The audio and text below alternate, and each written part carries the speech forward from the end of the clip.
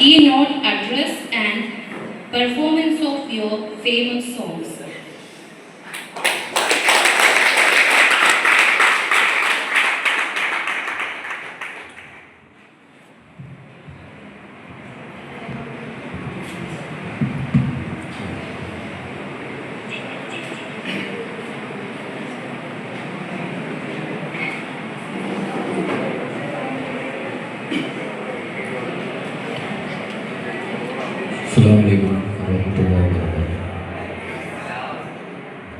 ആരും മലയാളികളാണെങ്കിലും ദീപക്കാരനെങ്കിൽ നാടൻ വിഷയം പറയാൻ വേണ്ടി ഞാൻ പ്രസംഗിച്ച് അത്ര പരിചയമില്ല.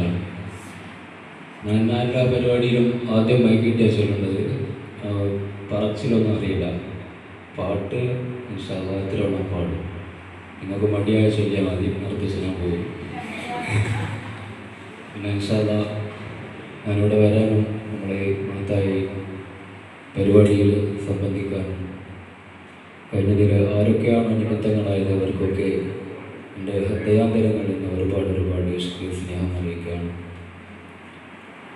ഷമീം വലിയൊരു രണ്ടാളും ഒന്നിച്ച് വളർന്നതാണ്. പാട്ടിലെ തോട്ടിലെ മമ്മു ഒന്നിച്ചുള്ള ഒരു പാട്ട് ഇപ്പോഴും ആന്ത്രോത്ത് ചാൻസ് കിട്ടിയാൽ പോയാൽ നമ്മളെ എല്ലാവരും ഒന്നിച്ച് പാട്ട് പാടുന്ന ആൾക്കാരാണ്.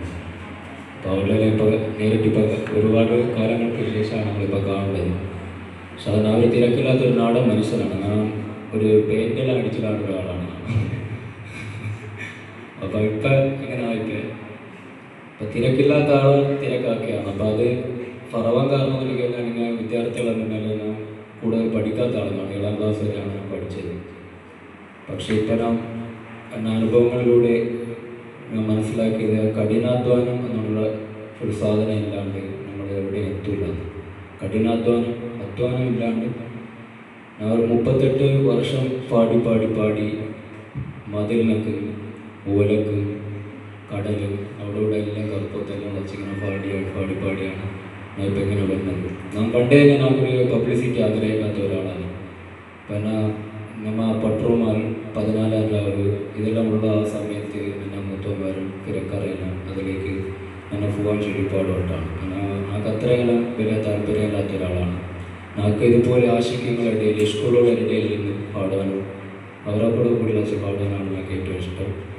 ഇൻഷാ അല്ലാഹ് ഏതായാലും നമുക്ക് ഏത് പാട്ട് പാടണമെന്ന് നിങ്ങൾ ചൊല്ലിയാൽ മതി, ഞാൻ പാടിക്കോളാം.